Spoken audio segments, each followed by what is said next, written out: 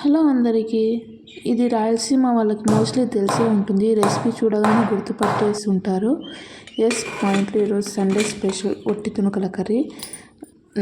మామూలుగా అమ్మవారికి ఆటలకు వచ్చిన తర్వాత మాంసం ఉంటుంది కదా, అందులో సాల్ట్ పసుపు పట్టించి 3 to 4 days వరకు ఎండలో ఉంచిన తర్వాత ఈ ఒట్టి తునకలు అనేది రెడీ అవుతాయి. ఇప్పుడు వాటితోనే కర్రీ చేస్తున్నాను. ఈ కర్రీకి ఎక్కువ ఆనియన్స్ అవసరం అవుతాయి. నార్మల్గానే మసాలా కర్రీస్ ఎట్లా చేస్తారో అంతే. మోస్ట్లీ ఇది రాయలసీమ వాళ్ళకు చాలా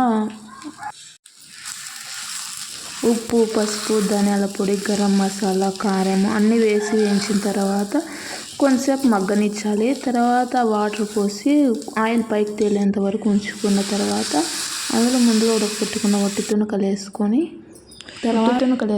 ఒక 10 నిమిషాల తర్వాత ఉడికించుకుంటే అందులో మటన్కి అంతా ఉప్పు కారాలు అందుకు పడి బాగుంటుంది. తర్వాత ఫైనల్గా కొబ్బరి, గరం మసాలా వేసుకొని ఫైనల్గా కొత్తిమీర వేసుకొని 5 minutes ఉడికించుకున్న తర్వాత ఇంకా సర్వ్ చేసుకొని తినేయడమే.